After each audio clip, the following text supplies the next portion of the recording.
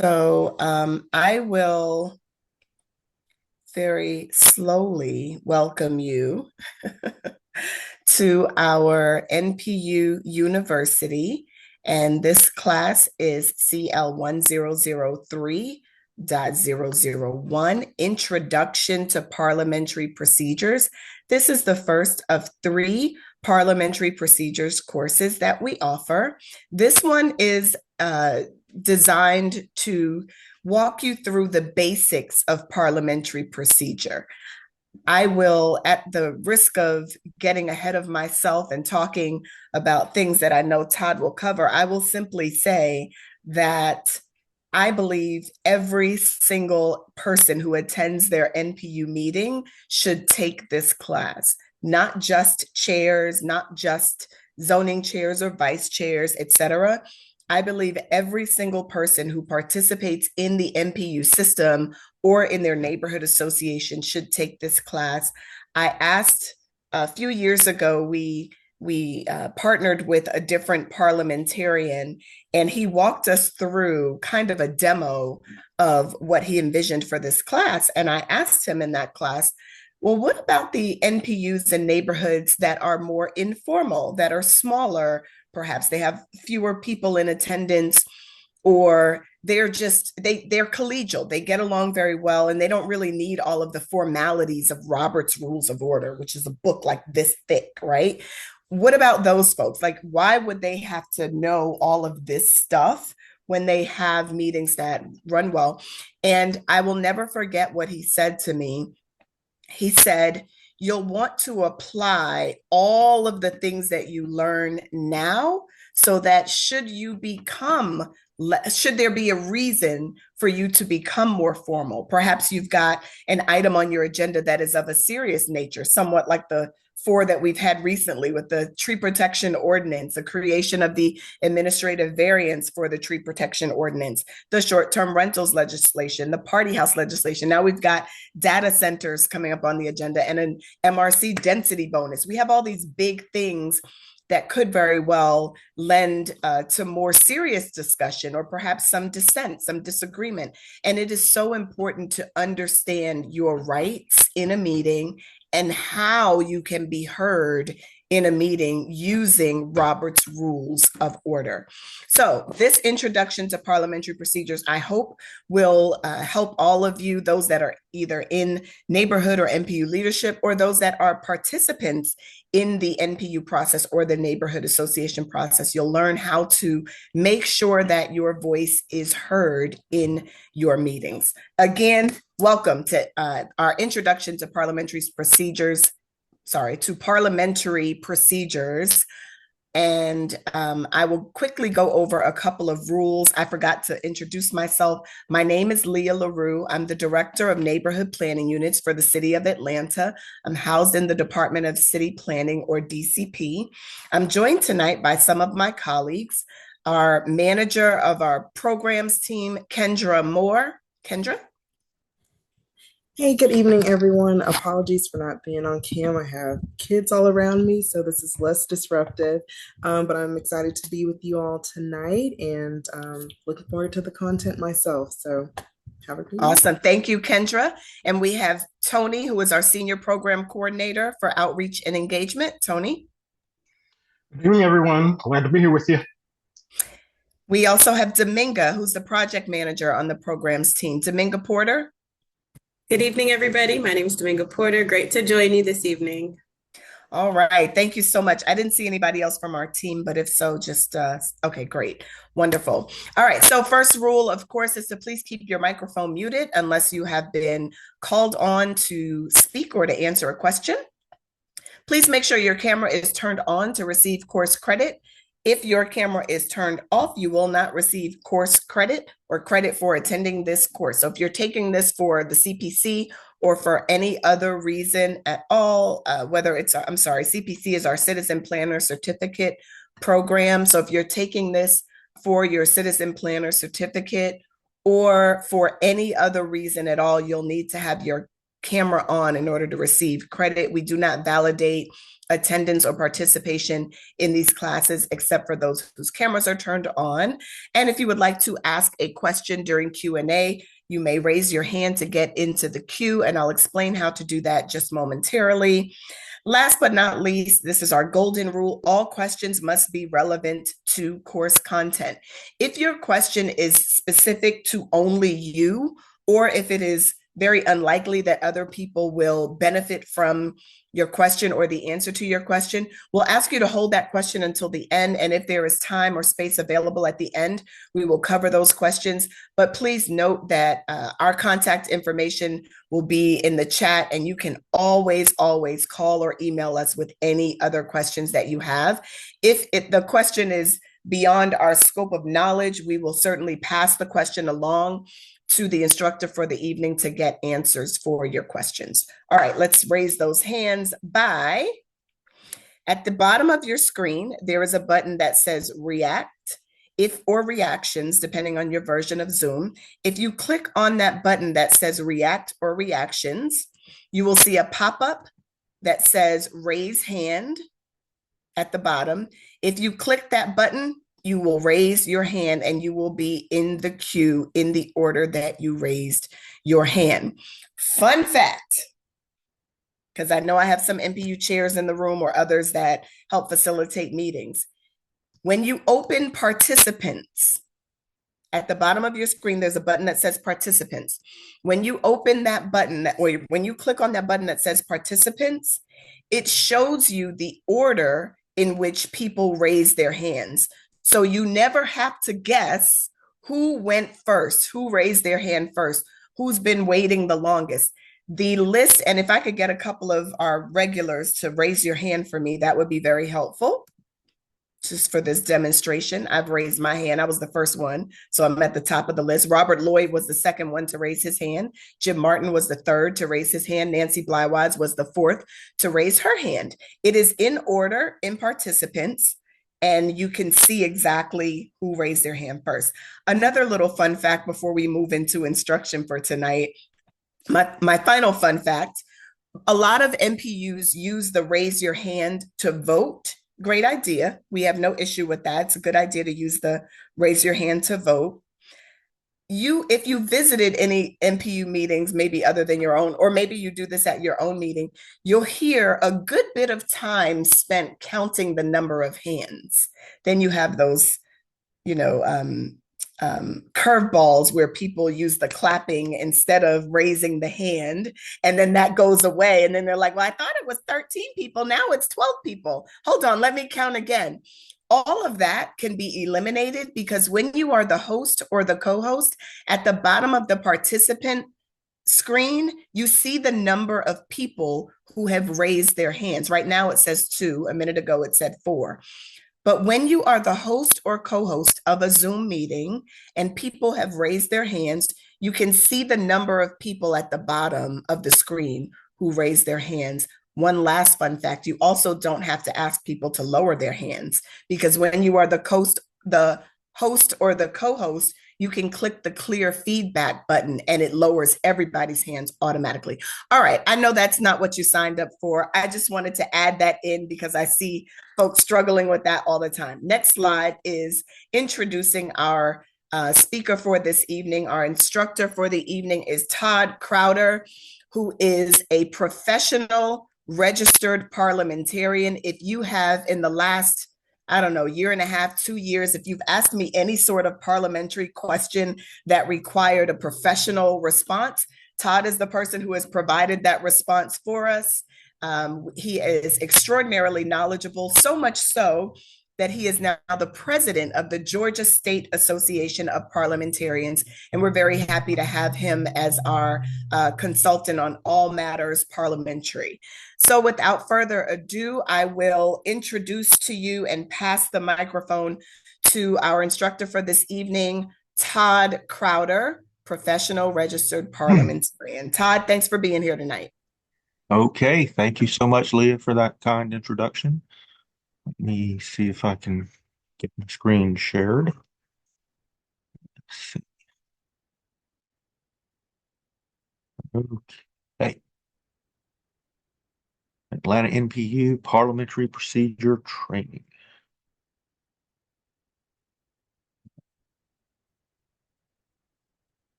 Welcome to Atlanta NPU Parliamentary Procedure Training. It is tailored for Atlanta's neighborhood planning units. And whether you're a longtime participant or completely new to this process, I hope you'll leave today with a clearer understanding of how our meetings work, how to be an effective participant, and how to protect everyone's voice through procedural fairness.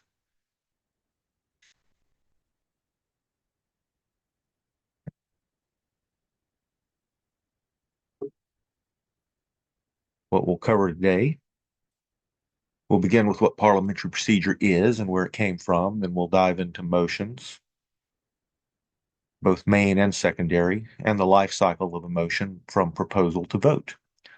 We'll also talk about decorum, the agenda, and bylaws. And we'll have time for Q&A at the end. That's generalized Q&A if we have time, but I do like to take questions during the presentation. So if something comes up, if you have a question about something I'm saying, raise your hand, and then and hopefully before too long, we will be able to recognize you for questions during the process. So what is parliamentary procedure? It is the name we give to the system of rules and customs that govern how deliberative bodies make decisions. Every NPU is a deliberative body.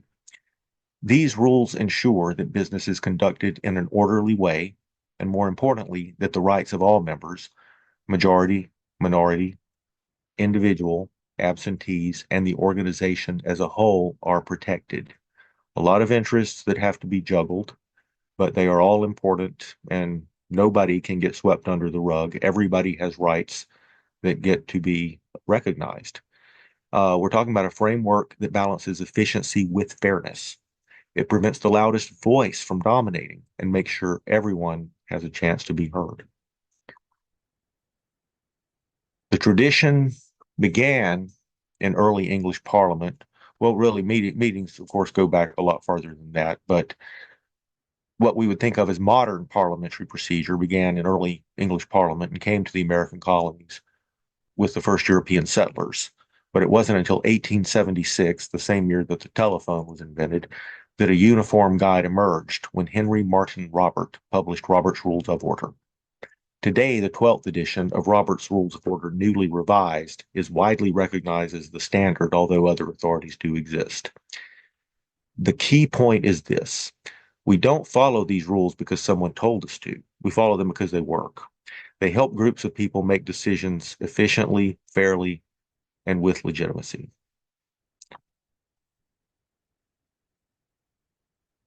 Now, an important concept that's not in many rule books, institutional forbearance. Even if the rules technically allow you to do something, that doesn't mean you should. Can and should are very different. Procedural hardball, using the rules to block, frustrate, or steamroll others, especially the will of the majority, can damage trust and destroy a group's ability to function. Using rules as weapons, weaponizing Robert's Rules of Order, damages trust and destroys a group's ability to function. The most effective members and chairs practice restraint. They respect the spirit of the rules, not just the letter. Forbearance builds goodwill, and goodwill builds effective meetings. Robert's Rules of Order, or parliamentary procedure in general, does not work unless a majority of the people in the assembly want it to work, unless they are willing to follow it. The moment we get to a point where the majority of the people in the assembly are willing to sacrifice the process to their preferred outcome, the whole process falls apart. It no longer is a process. It now becomes all about personality and the loudest voice. So there is a reason to stick to the rules even when it's working against you. If someone is debating against your motion and you're very committed to getting your motion adopted, you should nonetheless be willing to defend your opponent's right to vote and right to speak within the rules. That's what it's all about. is cooperation with the process to resolve our differences. We have to have something in common to be able to get together in the first place. And once we want to do nothing but fight, it's not going to work. Main motions and secondary motions. Let's now shift to the nuts and bolts. Motions. A main motion is how business is introduced. It's how a member proposes that the group take some kind of action. An action that's not going to happen on its own. It's an action that has to be proposed and agreed to before it's going to happen. For example, I move that we hold, sorry, got ahead of myself here. Okay, a motion is also called a question. Like you may have heard a chair when taking a vote say, "Are you ready for the question?" It introduces new business to the assembly. It's in order during new business on the agenda if no other business is pending. It can be debated or amended.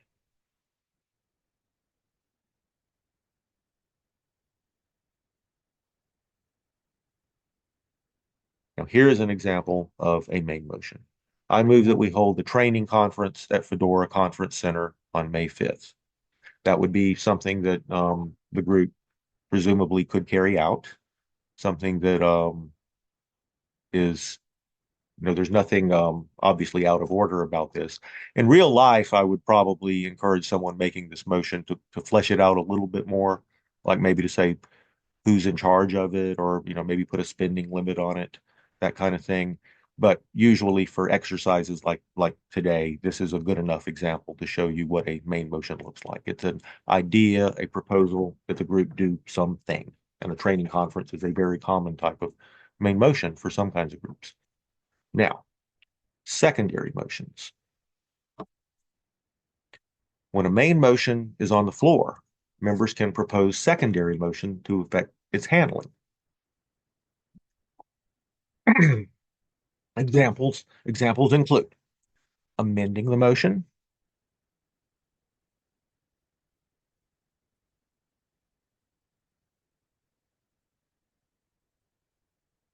the previous question. Now that's kind of an old-fashioned name for the motion to end debate or call the question, but it goes by, all three of those names.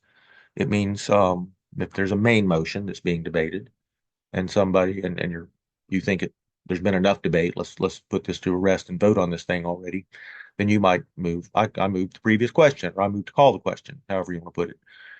And then a vote is taken immediately. If you get a second for your motion, then a vote is taken immediately on calling the question.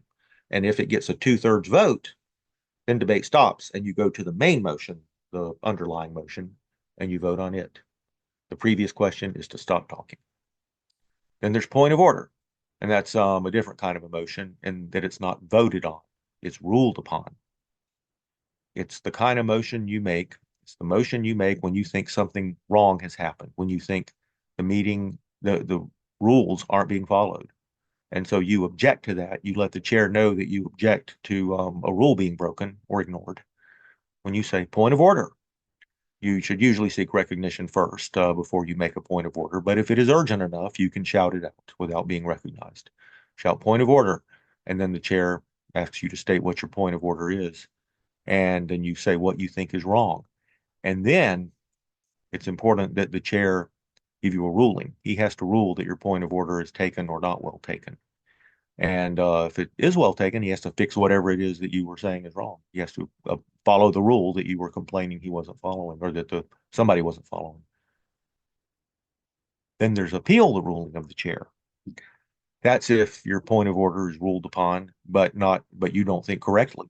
So then, since we are, after all, talking about democracy here, and since it is the right of every assembly to govern itself, and since the chair is just the representative of the assembly carrying out what he thinks the will of the assembly is, ultimately it's up to the assembly itself to rule on these things on a point of order if the person making the point of order wants to push it that far. If they don't get the ruling they think is the correct one, they can say, I appeal the ruling of the chair. And then the chair has to put it to a vote of the assembly itself to decide which interpretation of the rule should be abided by. and it takes a majority vote to overturn the chair. And the chair, according to Robert's Rules of Order, the chair is supposed to process an appeal um, uh, willingly. He's not supposed to complain or take it personally that someone is appealing his ruling. He's supposed to be professional about it and properly put it to a vote. And it is up to the assembly itself to make the rulings. Another one is suspend the rules. Now, that's a very powerful motion. It takes a two-thirds vote, and it's not debatable or amendable. But if there's something you want to do that either your own procedural rules or Robert's Rules of Order is stopping you, you can cut through it with a two-thirds vote. But be very careful. Be very careful with that one. You probably can't suspend most things in your bylaws, but it's that's a complicated topic. But generally, the answer is don't. You can't suspend bylaws, but you can suspend procedural rules and things that are in Robert's Rules of Order. But be careful. Then there's object to the consideration of the question. This again shows you the power of two-thirds. A two-thirds majority or greater has a lot of power. It can lessen the rights of individuals and of small minorities.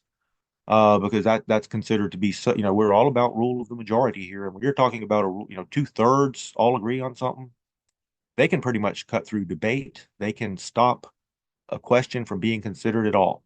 And the way that motion works is if there's a main motion, somebody makes a main motion that somebody else thinks is just beyond the pale. We shouldn't even be talking about that. That's offensive. That's embarrassing. That's, none of our business, whatever. That's just so outlandish that we shouldn't even go there. But you got to be really quick if you want to make this one.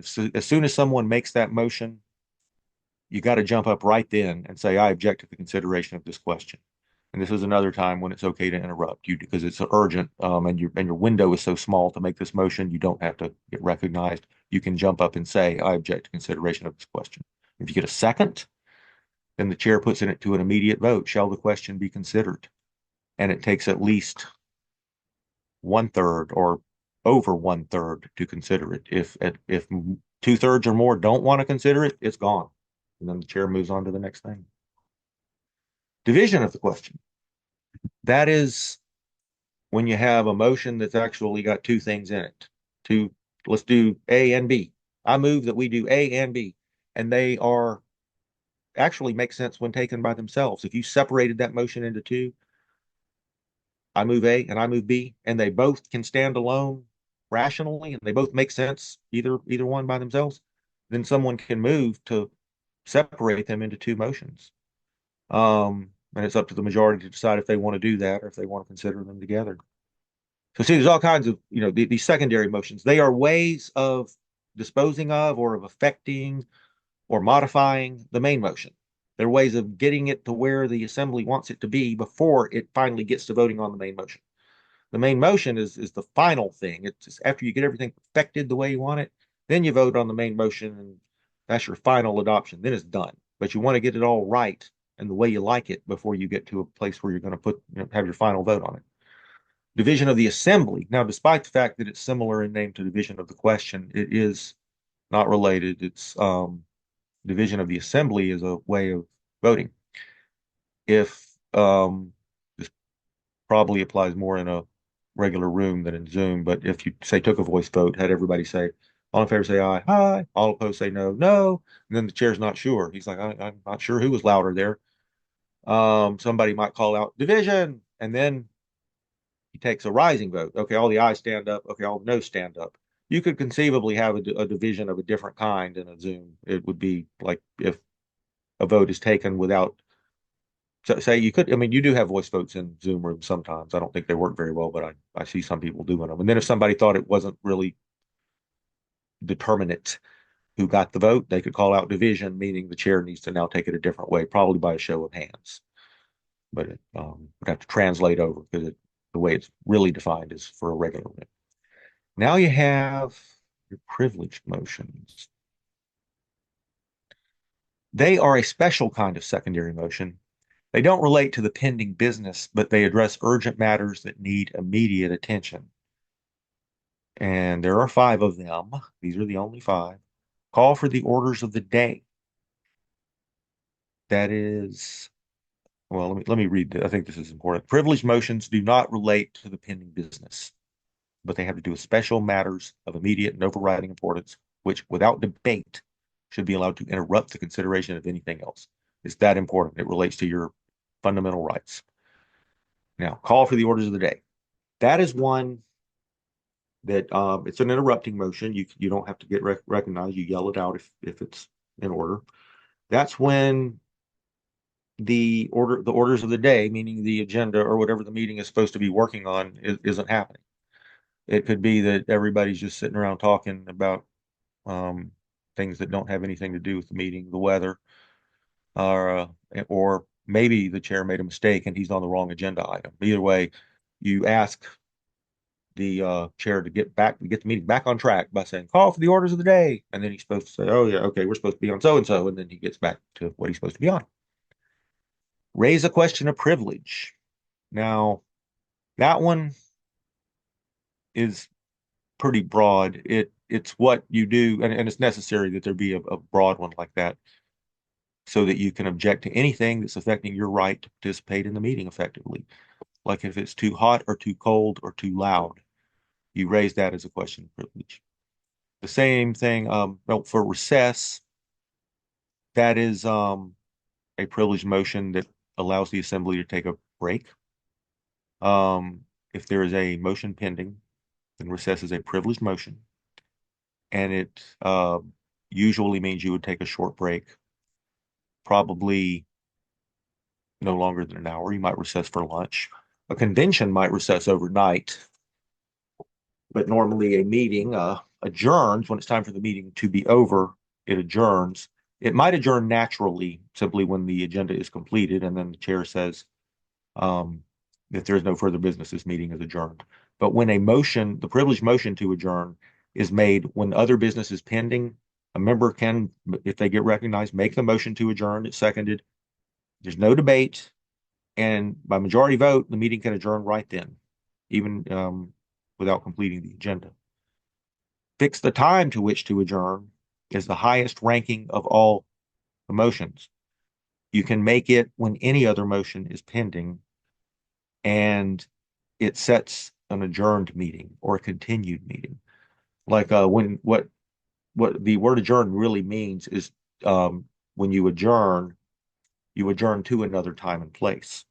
So if we adjourn today, we're going to adjourn to, if we set an adjourned meeting, like the motion to fix the time to which to adjourn might be, I move that we fix the time to which to adjourn to next Tuesday at 10 a.m. And if that motion's adopted, then we're going to have another meeting continuing the business of this one at that time. And the reason it's the highest ranking motion is because, let's say a motion to adjourn is pending, but somebody realizes, well, we don't have another meeting set. We're never going to be able to have another meeting if we don't set one. So that's why the motion to fix the time, to set another meeting, is the highest ranking motion. Then there's a special type of main motion. It's ones that bring a question back. Something that's already been presumably disposed of, but now here somebody's making a motion to bring it back before the assembly again. Take from the table is one. Like if you made a motion to lay on the table, or some people could just call it table a motion, because there was urgent business or that required that it be laid on the table. Well, you can take it back from the table by a majority vote, and then the matter is back before you again, just like it was when you laid it on the table. Rescind. Now that's a big one. If there's something you did in the past, your assembly, that it now regrets, wants to undo, it can adopt the motion to rescind it. That's a 2/3 vote or a majority vote with advance notice. A lot of things you can't rescind. I mean, obviously, if it's already been carried out, if it's already a done deal, it would not make sense to go back and rescind. But some things you could rescind would be a position paper if you expressed an opinion at one time, assuming there's no higher authority to which you had to send this position. But if it was just, we want to say that it is our opinion that we like cinnamon. And then you decide later you don't like cinnamon. So you vote, you rescind that motion because that's no longer your opinion. you might do that, and there's no time limit on something like that. If it involves spending money and the money's already been sent, you can't rescind it. Uh, but if it's recently adopted and the motion simply whoever's supposed to carry it out just hasn't done it yet, that you could rescind. Reconsider is another one, but that has to be done. That there's restrictions on that. It has to be done pretty quickly, and it has to be done by a member who voted on the prevailing side. So if the motion got adopted, and then you want to, and then you say you're one of the ones who voted to adopt it, but then you start realizing there's problems with this motion. Oh my gosh, I wish I hadn't have done that. You could vote now since you have changed your mind. You could jump up and say I vote to reconsider, but that motion has to be made by someone who voted on the prevailing side. If you uh, simply didn't get your way, you cannot use reconsider to get another bite at the apple, at least under Robert's Rules of Order. Then there's discharge a committee. What if you referred a matter to a committee, saying, well, we'll have the blah, blah committee take a look at this, and then they'll come back and tell us what they think after they study it. And then they sit on it. They never come back with it. So you can say, well, we're tired of waiting. Let's discharge the committee and take it back and work on it ourselves some more. That's another bring back motion. And these all have a little bit specialized rules. I would suggest before you make one of these motions, read about it in Robert's Rules of Order. Now, well, any questions?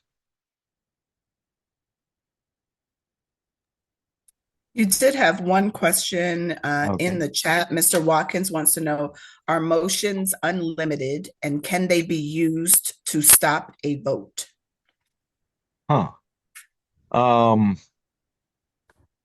I would not say unlimited.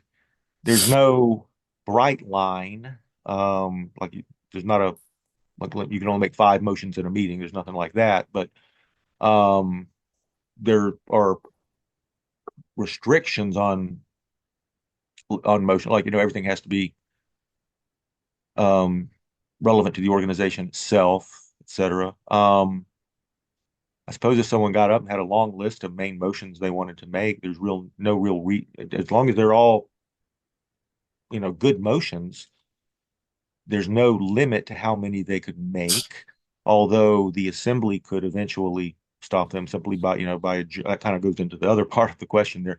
The assembly can not only stop a vote, but it can stop consideration of a motion by adjourning or by any of the other ways of disposing of it, sending it to a committee, postponing it either definitely or indefinitely. Stopping a vote per se, there's not really a motion for that. I mean, there's ways of disposing of a motion before it gets to the vote stage, but it's not simply you get to the when it's time to vote and somebody says, "Well, I want to stop this vote." That's not really a thing. But there's other ways of diverting the motion if you want it to go away. Does that answer? I think so. Okay.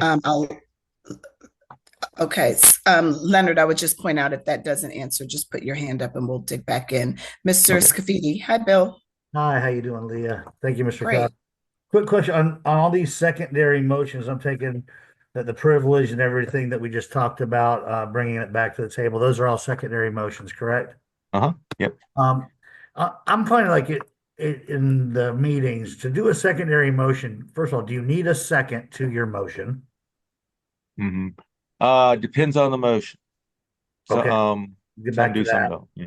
And then can you, after like, let's say, so we brought there's been a motion, there's been a second. Then sometimes that's a very tight frame. Can you Yeah. still do a secondary motion after it's been seconded? The main motion? Yeah. I mean, in fact, it's during debate is when you would make the secondary motion usually, except with, limited exceptions like object to the consideration. That's a very narrow window. But usually, like if you like amend, that's probably the main thing that most people would be that's the meatiest one. If there's a main motion in front of you and you might want to change it. You might say, oh, there's a little thing in there that I don't like. Let's take it out, or there's something I want to add to it, or something I want to tweak. There's a number I want to change, that kind of thing. That you can make any old time during debate. You could even get up during debate and say, talk about the main question for a minute and then say, and I would like to offer an amendment. and then make your motion for amendment. So there's a very wide window on most of your secondary motions.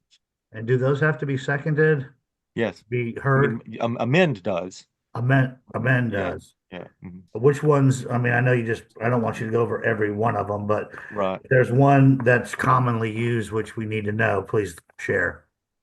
Yeah. Most do. I Like mean, point like of order, is that point, a no, point of second? order does not, because it's, if the kind of motion you vote on is likely to need a second. Okay. But things like point of order, that's an objection saying that the chair is not following the rules. It shouldn't take two people to tell the chair he has to follow the rules. Would a So, rescind would take a second and then 2/3. A reconsider yeah. would take a second and a half. Majority vote. The first part, yeah, I didn't hear the second part. Reconsider would take a second to the second and then a majority vote. Yeah, reconsider, motion and second, and Yeah. then majority vote. Yeah. Okay. All right. I'm just Yeah. trying to figure out, like, Yeah. if it ever came to fruition, if you would Mhm. need to hear that second to the second, if that makes any sense. I Second. don't know what you mean by second to the second. When I say, well, these are secondary motions. Yeah, yes, So a yes. main Okay, motion's been yeah, brought, you got want it. to Yeah, utilize one of these secondary motions. yeah, I just want to clarify that that secondary motion also has to be right. seconded. Yes, that is Okay, correct. thank And you. one thing I'll add about reconsider, if reconsider is adopted, like let's say the ayes have it, motion will now be reconsidered.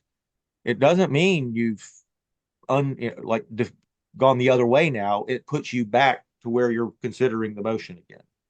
Like let's say you adopted it and then like, oh darn, I want to reconsider that. You actually get your way and it's now going to be reconsidered.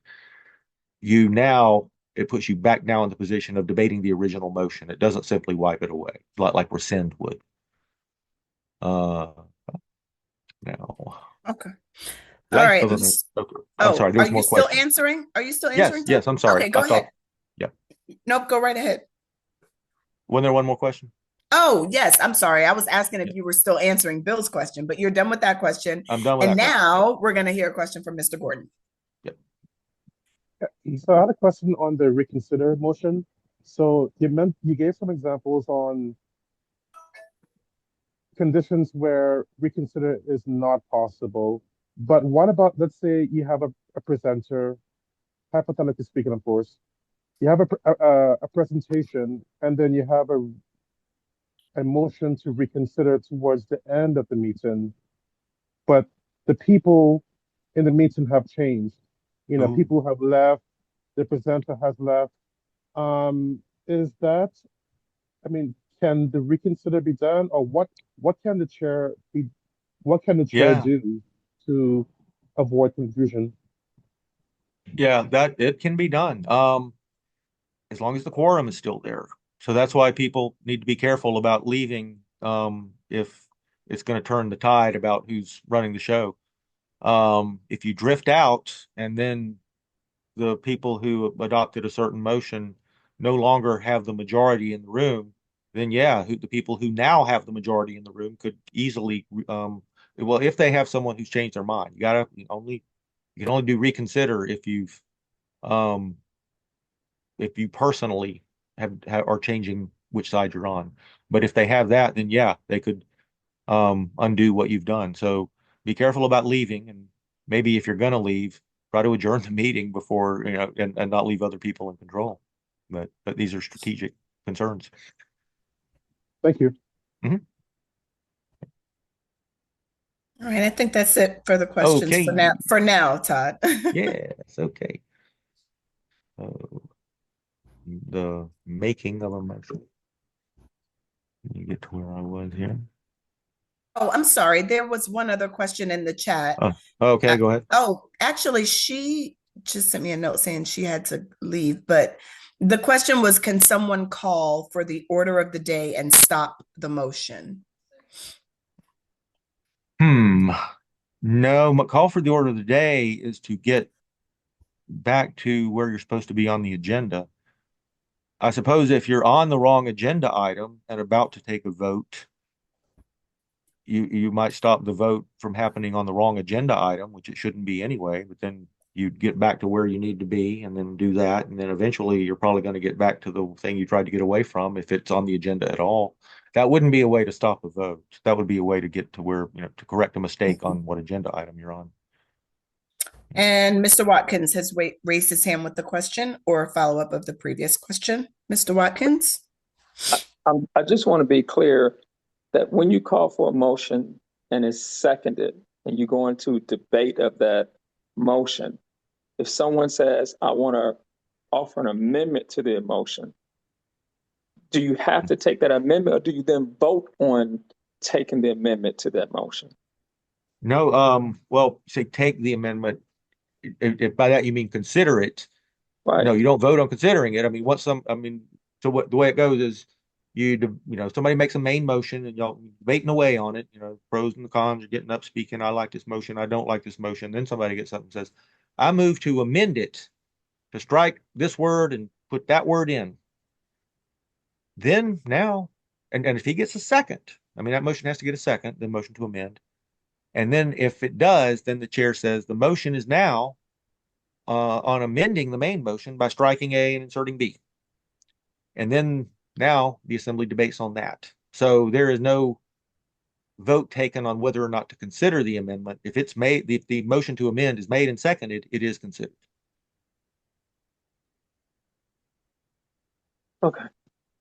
All right. Okay. All right. Thank you so much, Todd. Okay. The way a motion is made is the member, when nothing else is pending. If there's a motion pending, you can't just jump up and make a motion. You have to wait till nothing else is pending. And sometimes you gotta be fast. If there's a number of people wanting to be recognized to make a main motion, it gets to be sometimes, kind of like a presidential press conference. Everybody yelling, Mr. President, all at once. But so you got to be on your toes if you want to make a main motion and other people are wanting to too, because it can be competitive. Anyway, you say, Madam Chairman, or whatever you say in your group. Then the chairman would say, Mr. Daniels is recognized. Then once that is said, the member clearly and concisely states their motion. And here's an example. I move we host a fundraiser at Unicoi State Park in July. Then once the motion is stated once the motion is made by the maker of the motion, it receives a second if needed. Another member will say second or I second the motion. That's one thing you don't have to get recognized for. You can just shout it out. If no one volunteers to second the motion, the chair should say, is there a second to the motion? Because a lot of times people just forget or they're not thinking. If there is no second, then the chair declares the motion lost, because that means it was a proposal that only one person was interested in. That's the whole purpose of the second, is to keep the assembly from wasting its time on something that only one person is interested in. After it's made and seconded, the chair states the motion so that everybody can hear it and know what they're considering. The chair says, it is moved and seconded that, and then states what it is. Once the chair states the motion, it is now the pending question, and it cannot be withdrawn by the maker without the assembly's permission. Friendly amendments. There's a lot of confusion about friendly amendments. I'll read you exactly what it says in Robert's Rules of Order about friendly amendments. Regardless of whether or not the maker of the main motion accepts the amendment, it must be opened to debate and voted on formally unless adopted by unanimous consent, and is handled under the same rules as amendments generally. I see a misconception out there a lot of times that the maker of the motion can kind of control the motion after it's made, and that he can decide just by him deciding that he's going to accept an amendment or not by calling it friendly. It's not exactly right. Once the motion is stated by the chair, it then belongs to the assembly itself. Now, in some assemblies, it has become sort of a custom for if the maker of the motion like let's say an amendment is made that everybody ought to agree to. It's really a correction. Somebody, the maker of the motion, left a word out, maybe. Um, and then during the process of debating, everybody realizes that. That's a job for unanimous consent. It says you've got to consider it formally, but hopefully, in order to get to the point where the assembly is willing to agree to unanimous consent, and a lot of groups, the maker of the motion will say, yeah, that's friendly. And that sort of signals to the rest of the assembly, oh, he likes it, he agrees to it, it's probably okay then. So even if it's they don't quite understand why it's a correction or why it ought not to be controversial, the fact that the maker of the motion is saying, yeah, I like it, it's good, I consider it friendly, tells them not to object to unanimous consent or to vote in favor of it. But technically, calling it a friendly amendment doesn't really give it any special privileges. After that, the assembly debates the motion. After the chair states it and everybody knows what they're talking about, everybody's on the same page about what this is, what are we doing? The assembly debates the motion. The chair says, is there any debate? And all comments are directed to the chair. Everybody has to get up and say, Mr. Chair, Madam Chair, to get recognized. Then the chair recognizes that person by gesturing at them or nodding to them or saying the member in front or whatever. And then they get to speak for however long.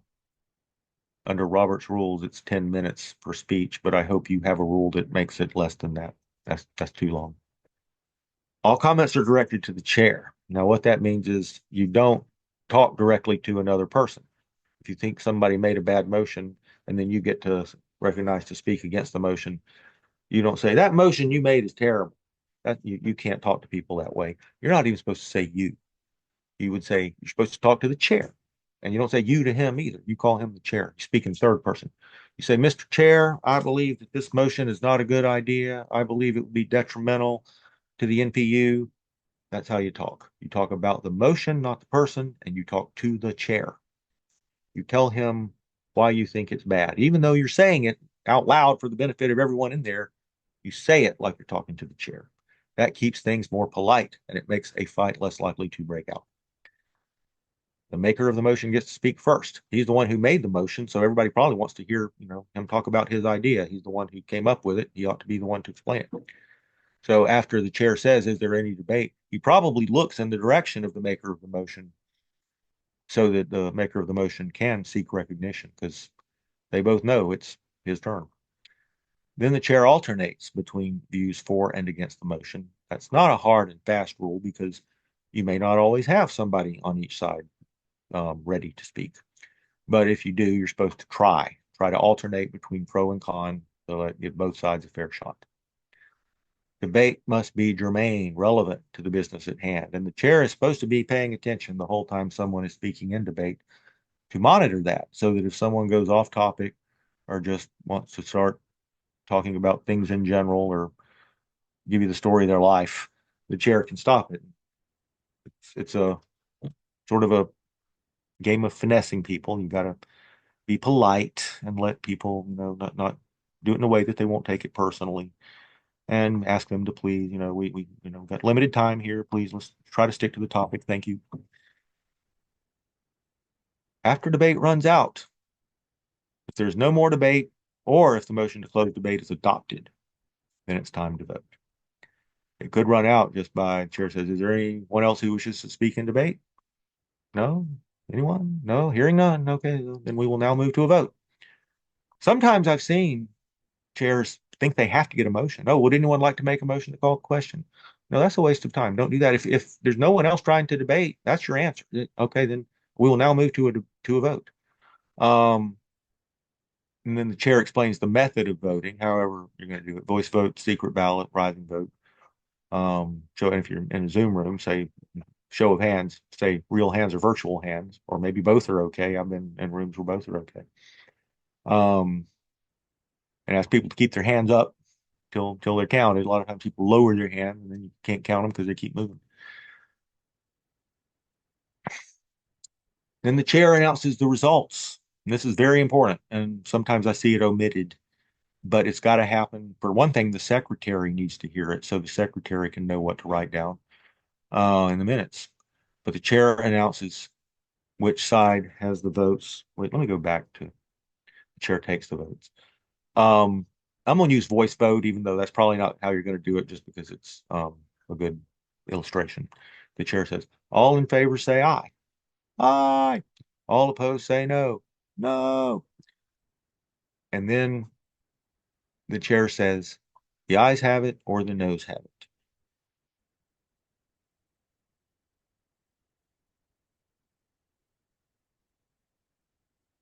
And then he says, the motion is adopted or the motion is lost. Too often I see people not complete this process. They say all in favor say aye, all opposed say no, or in your Zoom room, it might be all on one side, raise your hand, all on the other side, raise your hand. And they might stop there. Like, let's say it's overwhelmingly aye. They might figure that's obvious. Everybody sees that motion was adopted and simply move on to the next item. That's not good practice. You need to say the ayes have it or the noes have it. And then you need to say whether the motion is adopted or lost, so that everybody knows and the secretary knows for the future what exactly happened there just now. Don't think that it's obvious. It may not be obvious to everyone. You got to say it. But then there's one more thing you got to say, because if the motion's lost, you stop right there. If the motion's adopted, there's one more thing you say. What are we going to do now? Because we adopted this motion. We adopted the motion to do, hold the fundraiser. Okay. And the fundraiser will be held. If you adopted a motion to make a donation, you would say the motion is adopted and the treasurer will write the check. That helps people who are supposed to do something know. The treasurer will go, oh yeah, I'm supposed to be writing a check. It's a signal to them, and it tells the assembly what, in a granular brick and mortar way, what are we physically going to do? This isn't just theory. Now, there's an exception, like if you adopt a bylaw amendment or something, you would say the motion is adopted and the bylaws are amended. You're not really going to go out and do anything because you adopted a bylaw amendment, but you say they are amended. So back over the steps, members recognized by the chair. The member states his motion. I move that, or I move to. He gets a second. Somebody says, I second the motion. The chair then, once the chair hears all that, once it's moved and seconded, and the chair is also thinking, is this an allowable motion? He's going to stop it if it breaks some rule, or if it's not really, doesn't even have anything to do with the organization, or if it's offensive. I mean, there's any number of reasons the chair might stop it. But if it's, a good, relevant motion, the chair says it's moved and seconded, and then the members debate the motion, and then the chair takes a vote. And then he announces the result. And then he states, what will we now do because that motion was adopted? Any questions?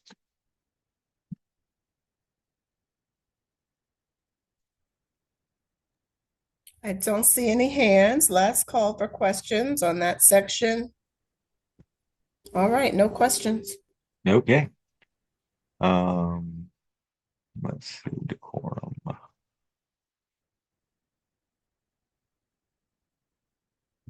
Second here. Okay. Now we will talk about something that doesn't involve motions or votes, but is just as essential: decorum. Decorum is about how we behave when we're in a meeting. It sets the tone for productive dialogue and mutual respect. Without it, even the best rules can't keep a meeting from unraveling. The first principle is that members must confine their remarks to the merits of the pending question.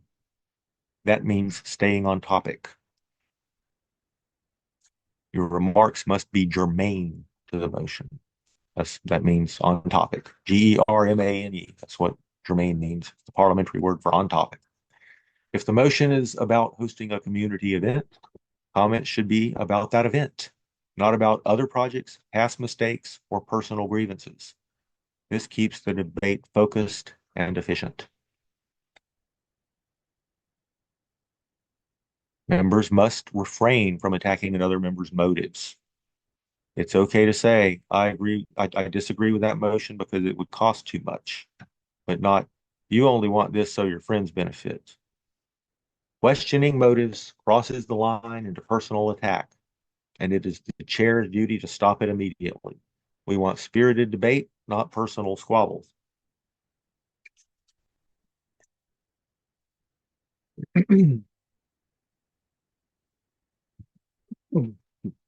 All remarks must be addressed to the chair. This helps diffuse tension. Instead of saying, "You're wrong, Ms. Smith," a member should say, "Madam Chair, I disagree because."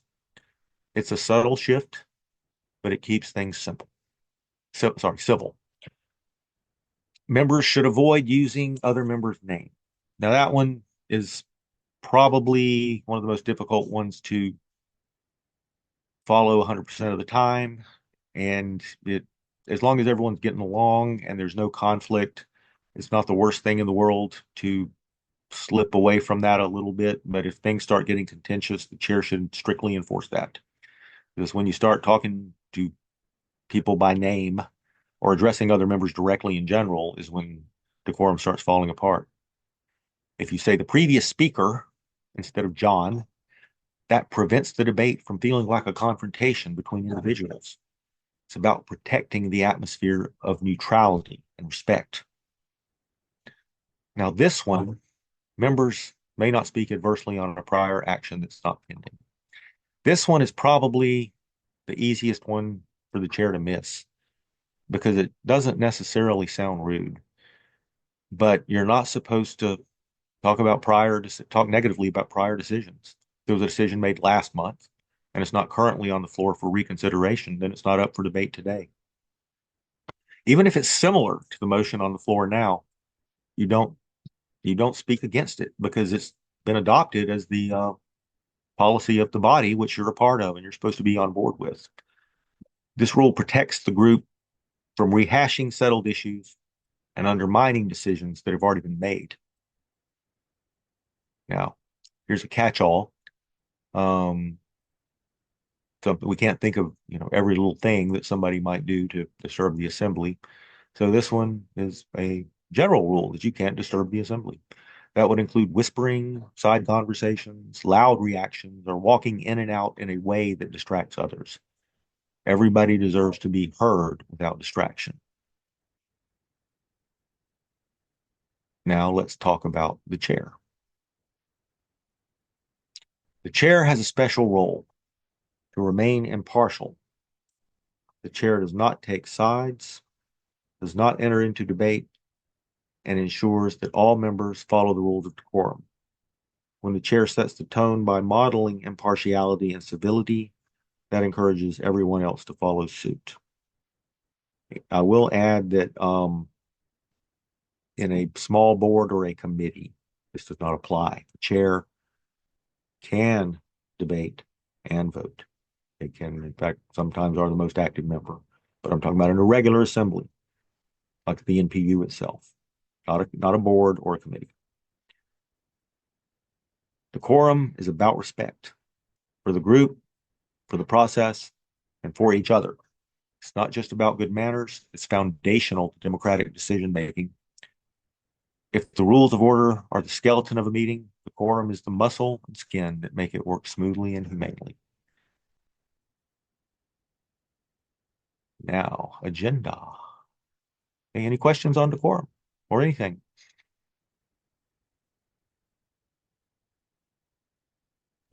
I do see one hand raised, Mr. Scafidi. Yeah, I had a question in reference to decorum. Whose responsibility would it be to get somebody back on track, or when they're your first remarks must stay on topic? If somebody starts to, extemporaneously just kind of like talk about something else, whose responsibility is that to reel them in? The chair. Okay. That's what I'm talking about. It's good to finesse the person, so you don't want anybody to feel like they've been humiliated in front of a group or called out like that. So All right. I think it helps to kind of act slightly apologetic about it and just say, "Oh, sorry, chair must ask the member to return to the topic at hand. Greatly appreciated," that kind of thing. Okay, and then Uh, secondly, mhm. sorry to interrupt. Yeah, Are you done? I'm sorry. Oh, yeah. secondly, so on the last one, chair is supposed to be impartial and refrain from debating or influencing.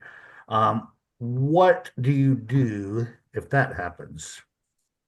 Well, that would be up to a member to make a point of order. That'll be a point of Um, order. Okay. yeah, yeah. And if that doesn't work, then an appeal. So a point of order does not need a second. Correct. Okay. Gotcha. Thank you. Huh? All right, Mr. Martin. If during debate someone makes a statement that's simply factually incorrect, um, is it appropriate to interrupt in order to correct? No, that you would your response to that would be to speak and debate yourself. So So then, I mean, my concern being that if there are, 10 people waiting to speak and someone makes a factually incorrect statement that the next 9 people are not aware of, then the debate can go down a rabbit hole long before somebody says, 2 and 2 doesn't actually equal 5. yeah. It does. That That's just my opinion. yeah.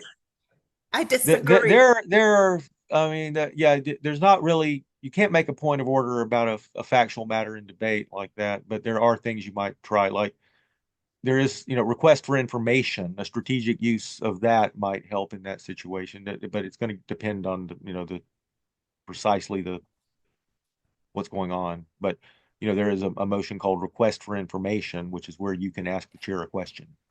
And if he knows or can get someone there to answer it, then that's what he would do. That might be the answer to that. Is that an interruptory motion? No, you would have to get recognized. But in some assemblies, when you seek recognition, you signal what your purpose is, but that may or may not be the case with yours. Um, I, actually, let me check one thing. There may be situations. Some motions are can be interrupting motions in some situations. Let me see if request for information is one.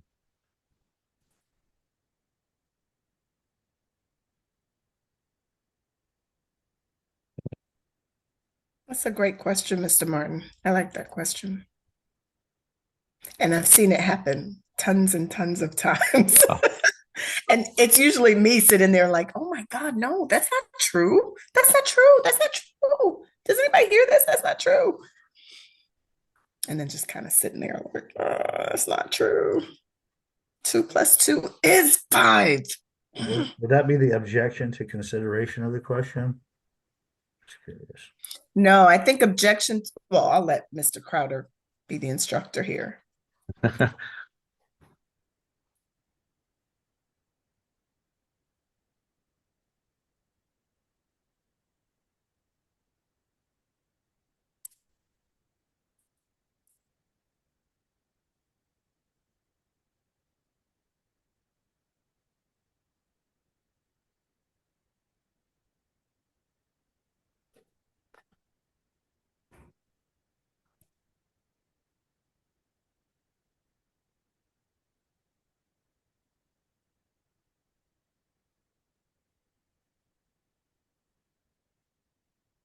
Sorry, just one more second here.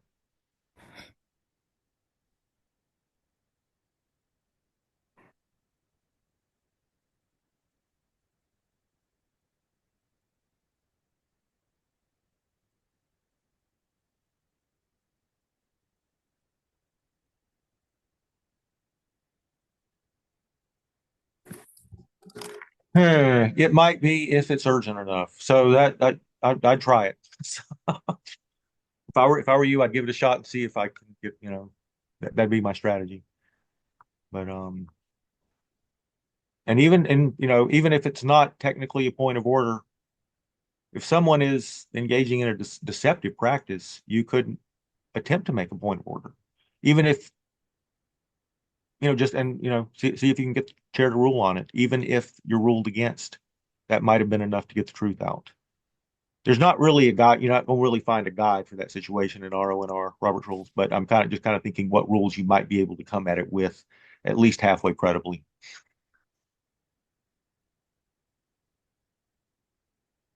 All righty, awesome. I think Dr. Blywise's hand was next. Mhm. Yes, thank you. Um, since so much of what we do involves variance requests, maybe alcohol license for a new establishment in our neighborhoods, chairs are from a neighborhood and may be asked by the neighborhood to make a strong case for something. Would that be a situation where you might turn over the debate and have the vice chair manage it? Oh, yeah, that's exact. In fact, that's the textbook example of when you do that. Um, Okay. the chair, when the motion comes up, the chair should say, um, the chair will allow the vice chair to preside over this motion as the chair would like to participate in debate. Then hands a Okay. gavel to the vice chair and takes a seat in the assembly and does not resume the chair until that matter is disposed of. Because now Okay. he's no longer impartial, so he cannot preside over that again. So he's got to stay gone until that matter's gone. Okay. Thank you. And on that, while I'm on that topic, the idea of turning the chair turning the gavel over to the vice chair temporarily. One of the major books out there on parliamentary procedure has a warning to the chair to be careful about doing that because the vice chair might not give you the gavel back. Don't worry about that. That's not true at all. If you're the chair and the vice chair and you're, it's time for you to take the chair back, you get to do that. And it doesn't really have all that much to do with the gavel either. You're the chair regardless of whether you're holding the gavel or not. So you automatically get to take it back when the matter is resolved. Okay. Next question. I think that was the last question. Oh, I'm okay. sorry, Mr. Watkins. I'm sorry. My concern is, and I'll Leah, stop me from going off on a tangent. It seems to me that a lot of this involves the assembly respecting the social contract or Robert's rules. That is right. Yeah. What happens when they don't accept the social contract or Robert rules? What Yeah. remedies does the chair have to say if you aren't respecting the rules on Zoom? Do you? The only thing I heard was that you can adjourn the meeting because I'm under the impression that you can't necessarily stop them. So do you adjourn the meeting? I don't think you tell us to put them out of the meeting. So what remedy do you have if you can't finesse, as you would say, finesse them into respecting the rules? Mm-hmm. Well, I mean, it depends on. I mean, are you talking about like just a few people or most of them? Right, because it can be so subjective depending on what the goals of a particular group or a particular set of people or one person. Yeah. They just may be there to stop a motion or a vote. Oh yeah. Particularly if they know they don't have the votes. So, and you're telling the chair to be impartial. And I know that making this complicated, but Leah knows I'm talking about it. But if they think the chair is not impartial, what remedy does the chair have to say, okay, we're going to move forward? I don't. Yeah. I'm trying to understand. Yeah. In my other course, I cover a lot about that. Yeah. And let me jump in. Let me jump in for just a second, if I may. Yeah. So we do have a class. As I mentioned at the beginning of this one, this is introductory parliamentary procedures. Todd teaches two other courses in parliamentary procedure, and one of them is around managing difficult discussions or difficult debate, something like that. The other thing I would point out is that the city, I can't take credit for it, several years before I came into this role, the city assisted in MPUs in general by helping draft language that MPUs can put into their bylaws to address unruly members or people who are disruptive during meetings. We have that language. I'm happy to share that language, but I understand that you were looking for a question around using parliamentary procedure to address or using Robert's Rules of Order even to address disruptive members. Mhm. Yep. You're There are on mute, Leonard. I, It looks I'll like you look were for the trying to. class. I'll look for that class. I'm not trying to get us off on a tangent. I was just, Yeah. I got it. No problem. Yeah. Go ahead. Yeah. Okay. Well, I'll tell you a little bit about it though. There's first, the chair would informally ask anybody who's being disruptive to just please behave themselves. And then if that doesn't work, the next step in the gradation of disciplinary proceedings would be to call them to order, which means they need to sit down. You've gone too far. You need to be quiet, sit down. Then if that's not enough, then we get to naming them, where we said, you don't usually say someone's name, except this is when you do. The chair says, John Doe, I am naming you. And then the chair says exactly what the member has done wrong. And that means he's now bringing charges against them. And then now the assembly will take a vote on what the penalty should be, if any. And it usually, if the assembly agrees that the person has been misbehaving that badly, it usually results in them having to leave for the remainder of the meeting. Although in your case, I don't think you can kick someone out for the remainder of the meeting because under the code, everyone has the right to be there. But you could go so far as to take their right to speak away for the rest of the meeting. Just the rule or the penalty being for the remainder of this meeting, you can't speak. We're not going to recognize you. So those are well, theoretically though, it could, if somebody really did something heinous during a meeting and everybody saw it, they could actually be expelled on the spot. They can actually go that far under Robert's Rules of Order. Your rules may not permit that. So I hope that gave you some, a basic overview there on the disciplinary proceedings during a meeting. Now. Thank you. Agenda. Before the agenda, call to order. Back to where I was here. Okay. The agenda is more than just a list of items. It is the backbone of an orderly and efficient meeting. It provides structure, sets expectations, and keeps everybody focused on the business at hand. We begin, of course, with the call to order. It's technically not considered part of the agenda, but it's still how you start a meeting. It's done by the presiding officer with one rap of the gavel. The chair simply says, "This meeting will come to order."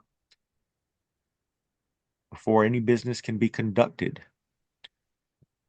we must establish the quorum.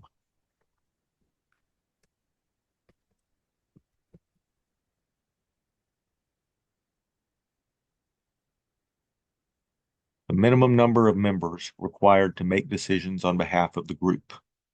There are a few ways to do this. The secretary might take the roll, members might sign in upon entering, or the chair might simply confirm by observation.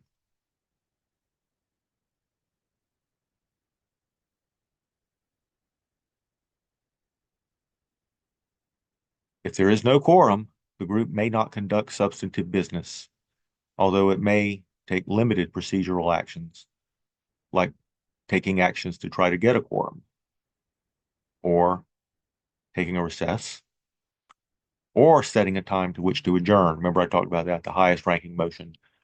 A meeting that doesn't have a quorum would be very well advised to do that in a lot of cases. Set an adjourned meeting, and then they would, set a meeting, whatever, next Tuesday at 10, and then they can try again. Then hopefully they would make a lot of phone calls in the interim, say, hey, we couldn't get a quorum, everybody. Come to the next meeting, please. We can't do any business.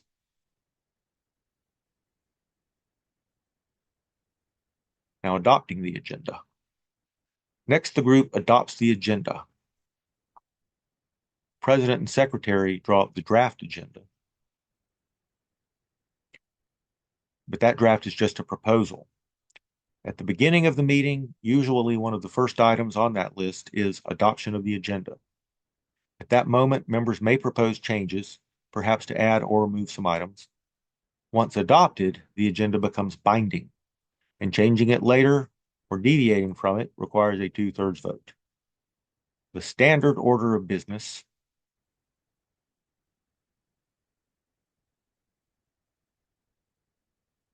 sorry, I'm behind on the slides here. There we go. Standard order of business. If you don't adopt an agenda, then you go by the standard order of business anyway. And the standard order of business is usually considered sort of the skeleton of most agendas. You usually do things in about this same order anyway, even when you write an agenda. You would have minutes be one of the first things. Approving the minutes of, or correcting and approving the minutes of the previous meeting. That's usually your first thing. Reports of officers, board, and standing committees is next. Those may or may not have proposals in them, things to vote on. Sometimes they're just information, and I'll tell you now, I don't think I have this anywhere else in here. If somebody gives a report that only just gives information, you don't vote on it. A lot of times I see after a report that only gives information is given, the chair will ask for a motion to accept, see scare quotes there, accept the report. That makes no sense. You can't vote to whether or not you're going to receive the report. You just did. And to accept it, what are you saying? You agree with it? That's not good. That's dangerous. All you did was hear some information from somebody else. If you vote on it, you're saying something you might not really mean. You heard the information. All you got to do is say thanks. Next item on the agenda, special committee reports. Special orders. Now that's anything, like an important thing, like something the bylaws requires you to consider at a particular meeting, like your elections. Another type of special order would be if a previous meeting voted to create a special order. It takes a 2/3 vote to create a special order. It's kind of like suspending the rules. You're doing something so special, you're giving this special status. Unfinished business and general orders comes next. Things that carried over from a previous meeting, or just any regular agenda item that the chair, the secretary, whoever put on the agenda. Just that's most of your normal agenda items, I believe. Most of the normal things you know about in advance are going to be general orders. Then new business. Then that's what happens when all the other business is done and the chair says, is there any new business?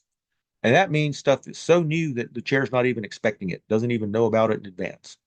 And then that's when a member can speak up and make any main motion they want to, as long as it's relevant to the body. But there's usually no restrictions on that, as long as it has something to do with the group. Some organizations require advance notice on new business, but Robert's Rules doesn't. So if your group doesn't have a rule requiring that, there's not one. Now, and let me talk about minutes. Minutes are a record of what was done at the meeting, not what is said. I see too many minutes that try to summarize debate. That's not a good practice, and it takes you a lot longer to write those. Minutes are objective, concise, and include only the results of motions and essential information. If you're the secretary, read the part in Robert's Rule of Order on the minutes, and it will lay out exactly what goes in there and what doesn't. When it comes time to approve the minutes, the chair will ask, are there any corrections to the minutes? If there are none, or once the minutes are made, or I'm sorry, once corrections are made, the minutes stand approved. Yep. No motion is required. A lot of times I see the chair asking for a motion to approve the minutes. That's a waste of time. You don't really have to do that. When the minutes come up for approval, it's assumed that there's a motion kind of before the body anyway. The chair just asks for corrections, and when the corrections are done, or if there aren't any, then the chair just says minutes are approved. And yep, I've already said that.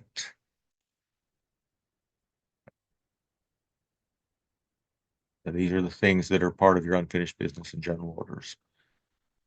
Weren't completed at the last meeting, or postponed from the last meeting, or anything voted to make a general order. Then your new business, that's where your surprises go.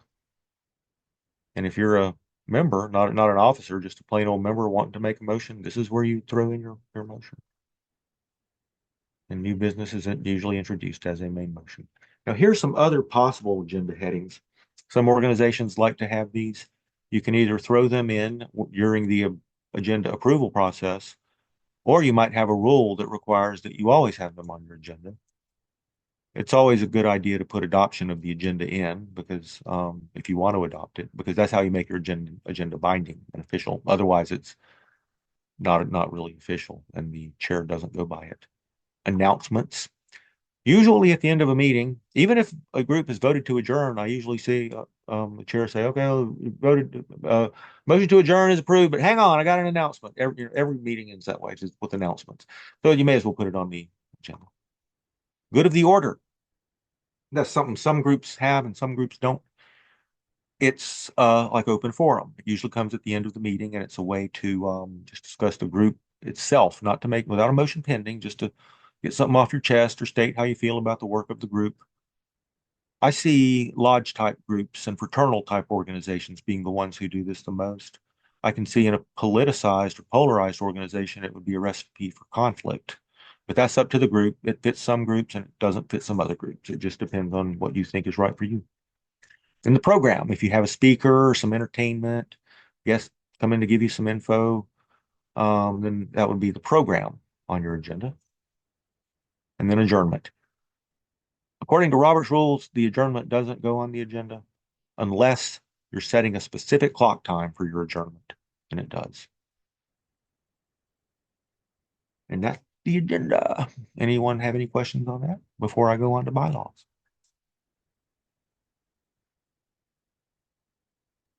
I do not. Oh, there we go. Mr. Watkins?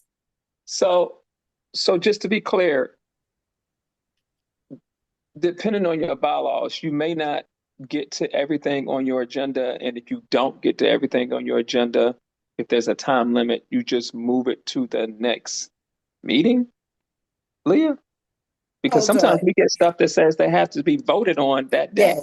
Yes. So this is why I attend this class every time, because there are things that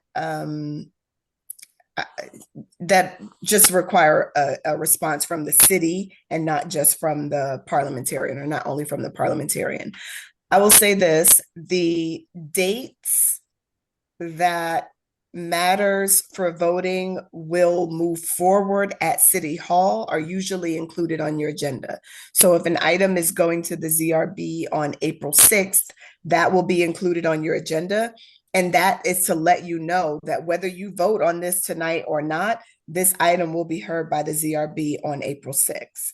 So you all can, if you want to end your agenda, or if for whatever reason you end your agenda before you get to that item, and I know that sometimes things can be a bit volatile at various MPUs, it depends on the MPU, but if it gets to a point where the meeting is for whatever reason ended before you got to reviewing those particular items, it could mean that the item is moved forward in the process, in the review process, without a recommendation from the MPU.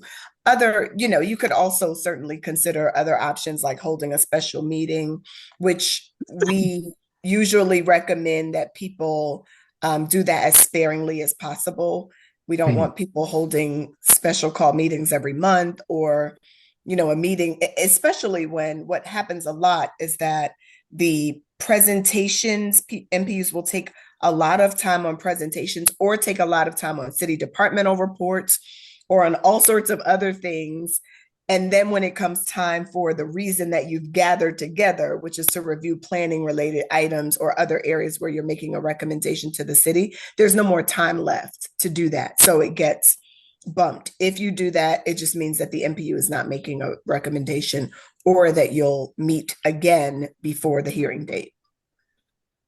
Is the chairman allowed to use that language you just used, which is, hey, I know we have all this stuff, but if we don't vote on this by this date certain, this will move forward. Absolutely. It's on the agenda. Okay. Absolutely. Okay. Which is why we've asked our planners, and many of you have seen this already. I went to, I think, all or most of the MPU meetings February and March, and I saw a lot of planners doing this. We've asked planners to drop the link to the agenda in the chat for multiple reasons. I won't take up the space here in this meeting now explaining that, but we've asked them to do that. And one of those reasons is so that people can be empowered by their own agenda and not have to rely on the chairperson or whoever to put it up on the screen, or hope that someone puts a link in the chat and maybe they can see it for themselves. The agenda, as you know, links to the applications. On the screen, you're not going to be able to do that. And we want members to be able to really take ownership of the recommendations that they're making by clicking on those links themselves and reviewing those applications themselves, the supplemental materials, et cetera. The bylaws are even linked to the agenda, and we want people to be able to access it.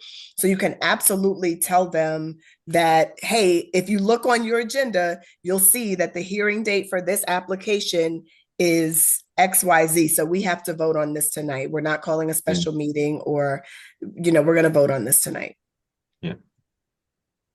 You can I will say this about unfinished business. Yeah, I mean, you heard me right when I say if there's something on your agenda that doesn't get considered, the meeting ends before it gets considered, it would carry under Robert's Rules of Order, it would carry over to the next meeting as unfinished business. But there's also a rule in Robert's Rules of Order that we don't consider absurd motions. And if something has a time deadline on it, like you're going to recommend something to the city council for them to consider 2 days from now, and then a month from now you meet and that one comes up under unfinished business, well, it's too late. It's now absurd. So it would then go away on that basis. Thank you so much, Todd. Yes. All right, Dr. Blauwise. One of our functions in the MPU is to be a conduit for information from the city to our residents. And so we have a lot of presentations from city people who don't give us written reports. They give us verbal reports. And it has been our habit to summarize their verbal report in the minutes so that anyone who, and we post them on our website so that anyone who didn't attend the meeting can at least get a flavor of what the city wanted to communicate to the folks in the MPU. So would that be a situation where you wouldn't have just action minutes, where you might have some summary? Yeah. In that case, I think you would, because normally written reports are attached to the minutes. So if all you have is the secretary taking notes on a verbal report, I would say that's better than nothing, because you do want a record of your reports. Right. Okay, thank you.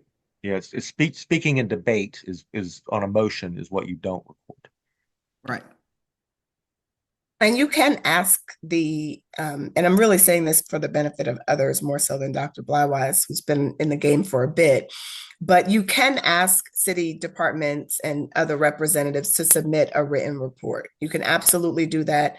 Many of them do, and I know because I get copied on them. Some of them don't have the bandwidth or the structure already set up to where they have a person who's designated to do that, and it may be a little bit trickier. But if we hear from enough MPUs that this is really something people are interested in, without a doubt, I'll advocate for that on my end to get them to submit their reports in writing, especially in those MPUs where those reports take up so much time. We do have some MPUs where city departmental reports run an hour or longer.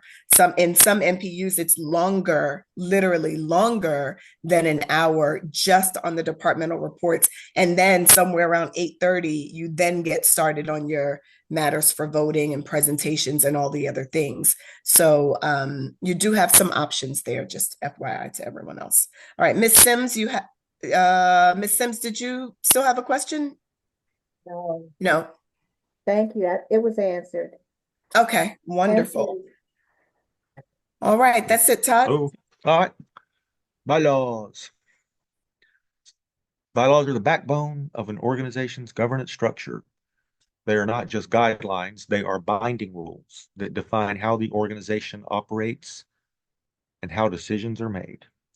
In legal terms, they are the contract between the organization and its members. The first thing to understand about bylaws is their purpose. They are adopted by the organization to govern its operation, provide clarity and consistency over time. A well-written set of bylaws avoids confusion and reduces conflict by clearly stating roles, responsibility, procedures, and rights. When drafting or amending bylaws, here are a few guiding principles. Do not be more restrictive than necessary. Do not include details that are better suited to standing rules or policies. Use language that is clear, precise, and concise. That's probably one of the things I preach the most about in parliamentary procedure is readable and usable bylaws. They should be written for the members. Some bylaws I read like a legal contract, and they will have a word and then 4 synonyms for that word right after it, trying to cover every possible way to say it. That this isn't how bylaws work. A legal contract should do that. Bylaws don't. Bylaws are for members to read and understand and use. They should be written in plain language. Now, special rules of order, I'm getting away from bylaws for just a second here because you need to know what this other kind of rule is. They relate to meeting procedures. And then there's a hierarchy of rules. Your bylaws, well, for you guys, you have let's say the code is at the top. You're governed by the city code. Underneath that, you have your bylaws. Underneath that, you have your special rules of order. Those relate to meeting procedures, like a rule to limit debate to 2 minutes, which I strongly recommend for speech. That would be a special rule of order. It changes something that's already in Robert's Rules of Order, which says 10 minutes. But you don't like that. You don't want people going on for 10 minutes. You want them to be quiet after they've talked for 2 minutes. So you pass what's called a special rule of order, saying no member may speak in debate for more than 2 minutes. I would not put that in my bylaws. That's something you might want to change without having to go to all that trouble. Now, standing rules, they don't regulate meeting procedure. They regulate things like your bank account. Your hiring, we don't hire people, but your bank account, maybe your website, things that don't affect meetings. And those standing rules are easier to amend than special rules of order. Special rules of order take a 2/3, or I'm sorry, they take advance notice and a 2/3 vote. Standing rules can be adopted by a majority vote. But anyway, back to bylaws. Bylaws are structured in articles, and each article addresses a different area of the organization's governance. Article 1 is almost always the name. It states the full and official name of the organization. Accuracy and proper punctuation matter. Get it right. Article 2 is your object, your purpose. It tells you why you're there, your mission. It defines why the organization exists and what it seeks to achieve. I think that should be pretty simple for most of you. You know what an NPU is, what it does, why you're there. Article 3 is about your members. I think that's fairly well determined by the code. You're just going to reiterate what the code says on that, how you become a member, how membership can end, and any rights or classifications of members. Article 4 will be your officers.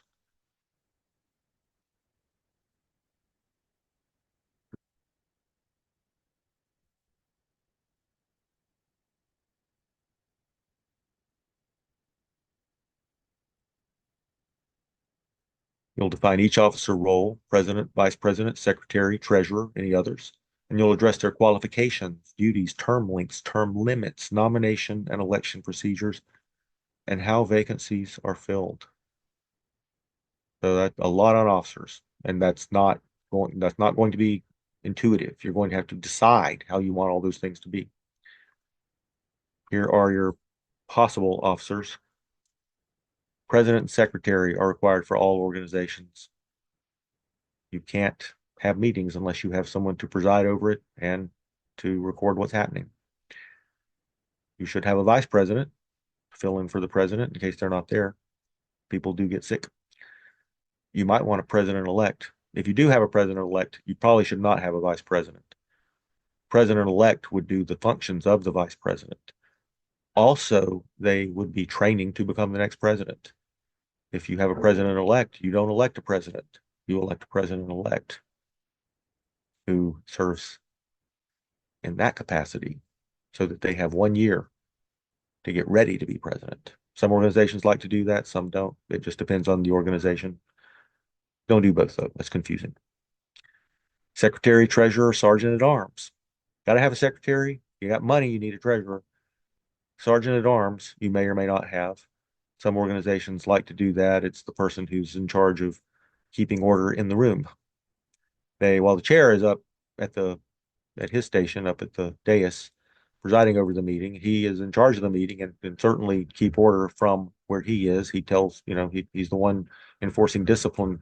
But the sergeant at arms can do that in a secondary capacity, walking around the room. And if he sees somebody getting too loud or doing anything disruptive, handle them, one on one, go over to them and, whisper or glare at them or whatever. That way it can free the chair up for that kind of thing. Especially at a meeting where people are worried that things might get really contentious, the sergeant at arms might be needed to actively quell any kind of disturbances like that. You might even have more than one sergeant at arms. You might even hire a police officer to be your sergeant at arms. I've seen meetings where that's been in your officer's article. Yep, I listed all these things that you need to have in your article on officers. Their qualifications, how many years they have to have served, what offices they have to have held in the past. I like to not put too many requirements on officers, other than term limits. I think that my successors several years down the road probably know better than I do what they want or what's best for them. I don't want to tell them who they can and can't elect. Although term limits, I think, is usually a good idea to keep people from holding the same office for 20 years. That gets out of hand. Put the duties of the officers in the bylaws. It's very important to do that.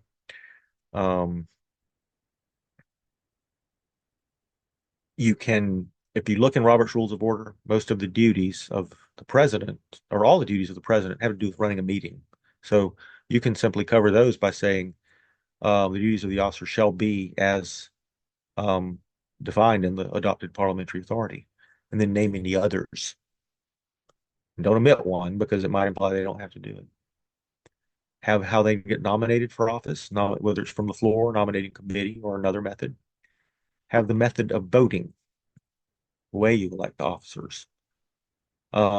Secret ballot. Consider bylaw provision for acclamation if there's only one candidate. If your bylaws require a secret ballot, then don't make them do a secret ballot if there's only one person running. Allow write-in votes if possible. If you're doing a ballot, you definitely need a way to allow write-in votes. And state your term of office. Now, if you phrase it one of these two ways, define when your term begins, and then say when it's up, and do it one of these two ways. Say, these officers shall hold office for a term of blank years or until their successors are elected, or that same phrase, but and until their successors are elected. Both of these mean that if something goes wrong and you can't have your election on time, the old officers continue until you can get it together to do that. If there's some sort of emergency that stops your annual meeting or delays it, then the old officers will carry over because you have put it this way. The difference between the and the or is the and.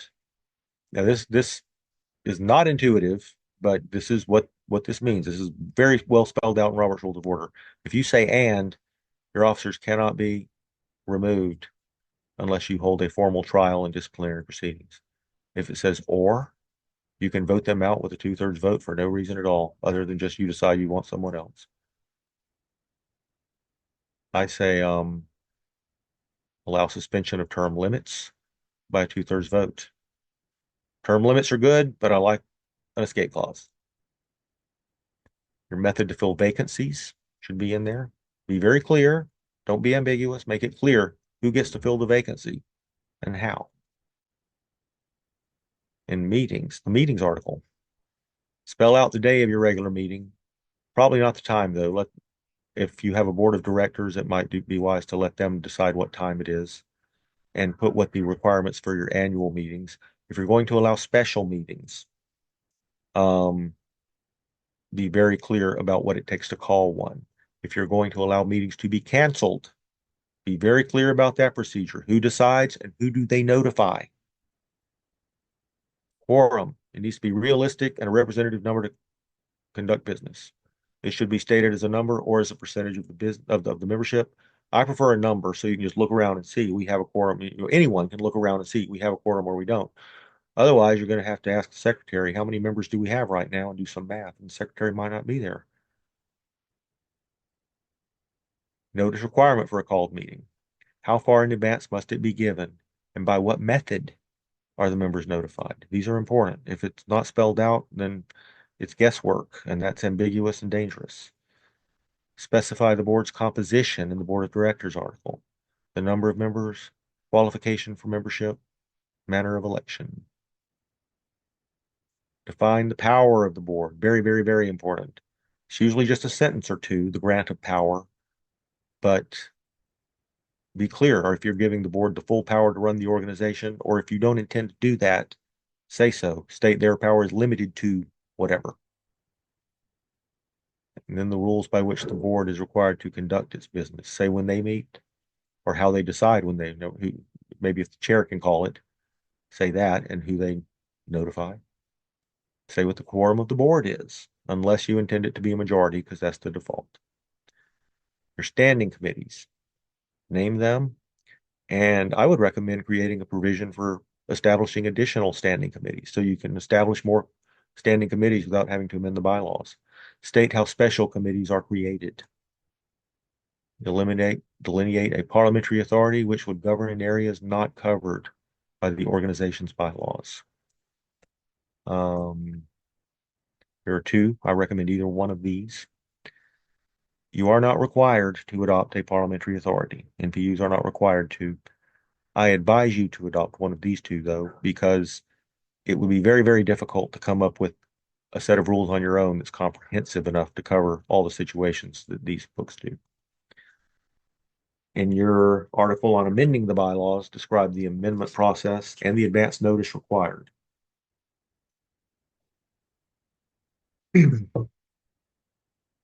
Oh. Set the procedure for proposed bylaws changes. Primary and secondary amendments to proposed bylaw amendments are in order, and they may be adopted by a majority vote. Excuse me. Specify the meetings at which amendments may be considered. It might not be at every meeting. In fact, I think in your case, it's not. Specify the vote and the amount required for adoption. Bylaw amendments go into effect immediately unless you specify. So be careful. You might adopt a bylaw amendment that goes into effect immediately, and suddenly it changes what you're trying to do at that meeting. I recommend this book for everyone. Robert's Rules of Order, newly revised in brief. You can read it very quickly. It's very short. It's like the Cliff Notes of Robert's Rules of Order. It's much, much easier to understand than Robert's Rules of Order itself. And you could be an effective member at a meeting if you knew this book, even if you didn't know the full-blown book. How am I on time there? Do I have any time left at all? You have about 10 minutes. Okay. And that includes time for questions if anybody else has questions. Okay. Let me go over one more thing real quick then. I can find it.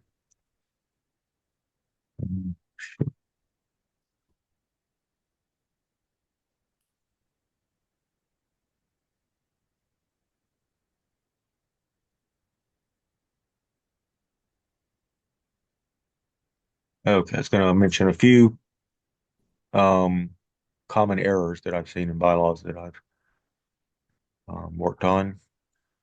When you state your parliamentary authority, assuming it's going to be Robert's Rules of Order, say it the way that the book gives it. The rules contained in Robert's Rules of Order, newly revised 12th edition, shall govern this organization in all cases to which it is applicable and does not conflict with these bylaws.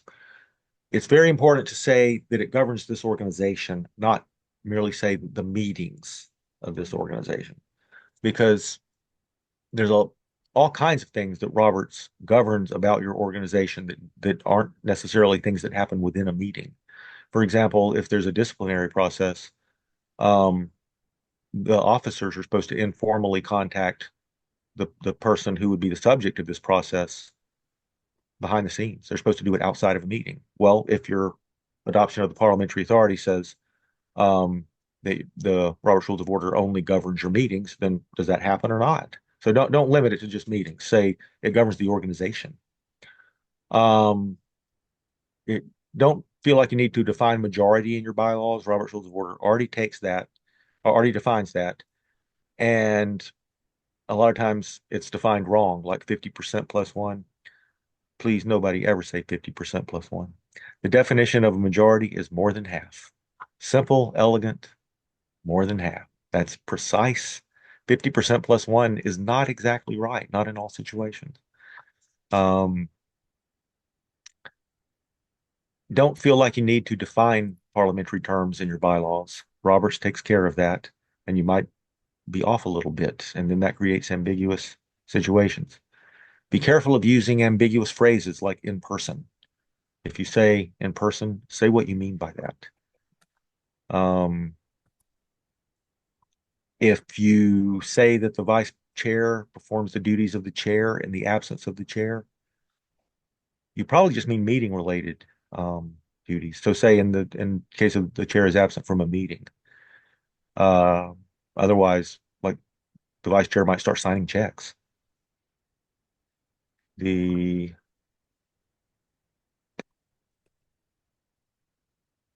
you have policy sheets attached to your bylaws, that's fine, that's good. But do not say they are to be considered as part of the bylaws. They should rank below the bylaws, not be equal. Don't say may. Don't say that so and so may do something unless it's optional. Be careful with uses of shall, will, and must. Be consistent. Consider writing a definition within the bylaws that says what those words mean. So those are my advice on specifics and bylaws. And now Q&A. All right. Anybody else have Mr. Scafidi? I have a quick question. Thank you and for your time, and thank you for the presentation, everybody, and Ms. LaRue. In reference to bylaws, when those are amended, they require an NPU vote or no? Yes. Yes, the answer is yes. They require an NPU vote, but let me just take a step further, if I may, and say that for a bylaws vote, there are to be no restrictions on who can vote as long as they are a member of the NPU as defined by code, not as defined by bylaws. So if they live in the NPU or they represent a business, agency, organization, or institution in the NPU, then they have the right to vote on bylaws, regardless of any attendance or any other rules around voting for the NPU. If the bylaws were not voted on, but were submitted without vote, are they unenforceable, or do you have to have a vote that goes along there when you submit them? Yes, you have to have a vote. Okay. Why are you asking? You're making me nervous. Why are you asking me that? I make a lot of women nervous. Don't worry about it. Well, I don't listen, that's a problem. But in the meantime, I mean, I'll your definitely reach out to NPU, you. I mean, I don't think I need to bog it down right now, but yeah, please I might be do. completely off base. But I'll email you. I'll reach out to you. Please reach out. But yeah, the answer to the question is yes, an NPU absolutely does have to vote on their bylaws every year. Every year. All right. Ms. McIntosh. Good evening. Thank you so much, Ms. LaRue. Quick question. Well, I have two, if you don't mind. The sergeant at arms, we don't have one in our MPU. So would the parliamentarian be, can you hear me? Okay. Would the parliamentarian be like a substitute for the sergeant at arms? Can they do the same duties? I'm gonna let, oh, go ahead, Mr. Crowder. I was going no, the parliamentarian is to advise the chair on rules, not to enforce order. That I do see that a common misconception, but no. Okay. And my second thing real quick, in the bylaws, would it be safe to define like the committees and what quorum should be, what quorum, like the quorum and how many people should be present to make a vote, and like, should it be closed off when you do those specific committees? Like that, like we have an education committee, we have a land use committee, stuff like that. You're saying that should the bylaws of the NPU set the quorum for the committees? Yes. It could. I mean, I don't usually see that. Usually a committee is considered to have a quorum of a majority of the committee members, but if you wanted to, if you had a reason to, certainly you could put it in the bylaws of the NPU, a quorum for the committees. Thank you. Yeah, Todd, I can tell you that a lot of NPUs, if not most of them, have very loose and free rules around committees. So they don't appoint members to a committee. The chairperson of the committee will host a committee meeting, and anyone who's interested in the subject matter or the topic becomes a member of that committee by showing up to that meeting. And it's pretty loosey-goosey for many of the NPUs when it comes to committees. All right. Mr. Martin? Yes, in your discussion of term limits, you didn't make a specific recommendation, but you said something to the effect of that you believed that 20 years was clearly too much. Can I quote you on that? Yeah. I think so.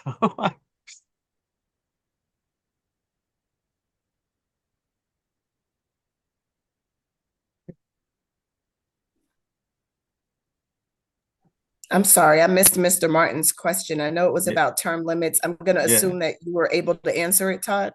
Yes, I was. Yeah. Okay, great. Mr. Watkins?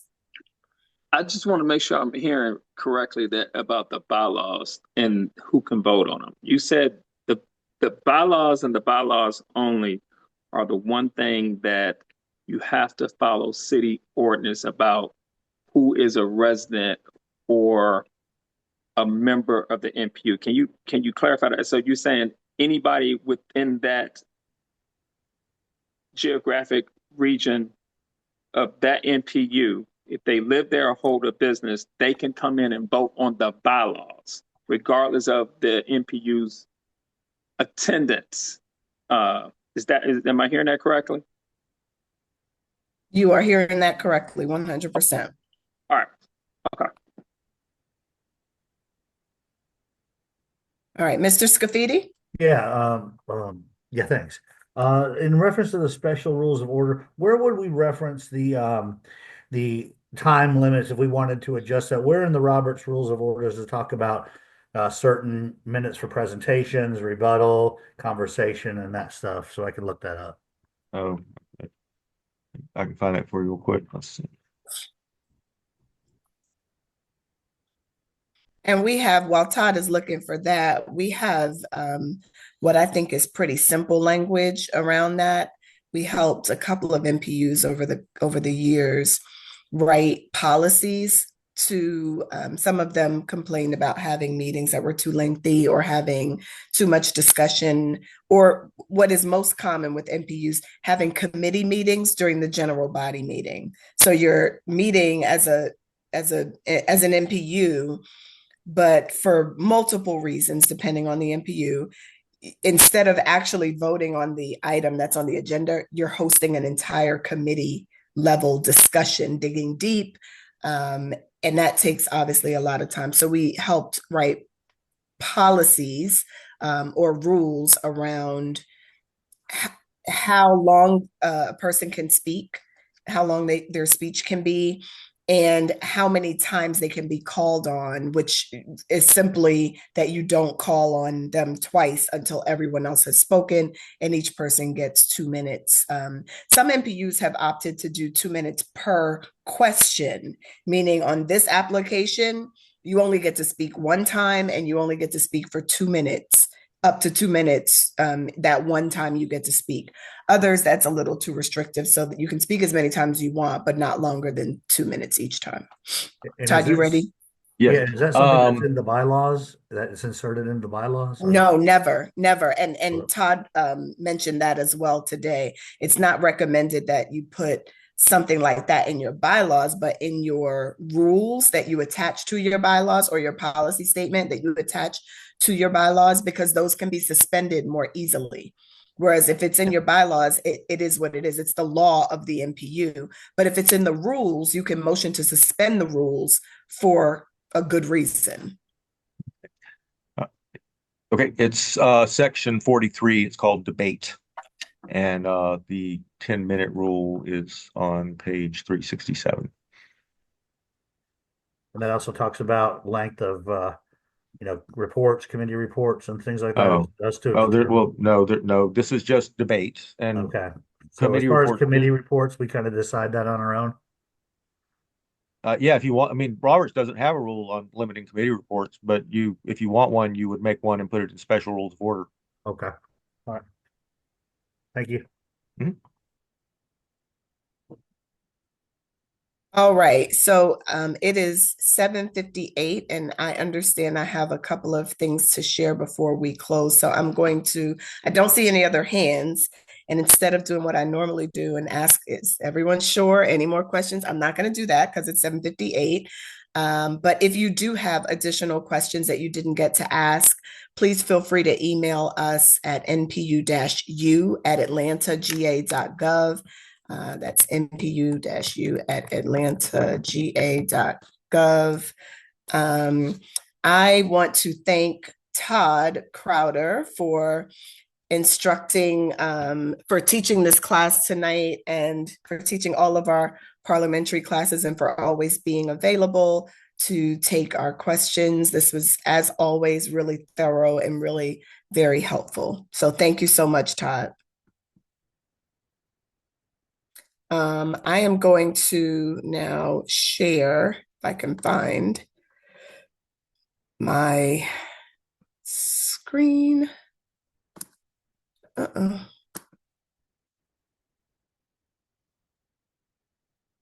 sorry, I see why. It's because I had something else open. All righty.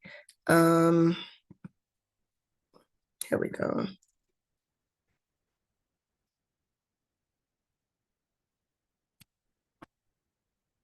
Okay, so sorry about that. Let me just go to right here. We have a few classes coming up. Our Climate Resilient ATL is about building climate resilience in Atlanta's communities together. That's on Thursday, April 3rd at 6:00 p.m. Then we've got Zoning Fundamentals 2.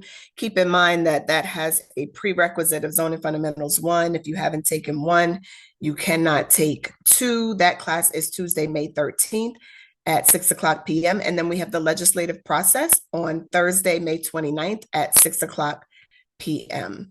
We also have our civic responsibility for young leaders, which is a 1-week immersive course on from June 9th through June 13th from 9 a.m. to 4 p.m. every day, Monday through Friday for that week.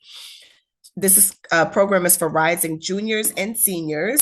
They will be awarded 35 hours of community service hours, which they are required to have in order to graduate from APS high schools. They receive a $525 stipend. And again, the program is for civic-minded, rising high school juniors and seniors. Please feel free to scan the QR code on the screen for more information. Space is limited to only 25 students. We have a lot of applicants thus far, but we want to make sure that we prioritize our APS students and obviously Atlanta residents. Not all of our residents attend APS schools, but the program is open for all Atlanta residents and APS students, as well as children of City of Atlanta employees. So please make sure you scan that code or visit NPU Atlanta by Monday the 14th to apply. And of course, please scan the QR code on the screen right now. Go ahead and scan it. Grab your cell phone, open up your camera app and scan that code to take this very brief survey. The link is also in the chat. We want to get your thoughts on this class so that we can refine it and perfect it for the next go round. And last but not least, if you are not following us on social media, shame on you. Please do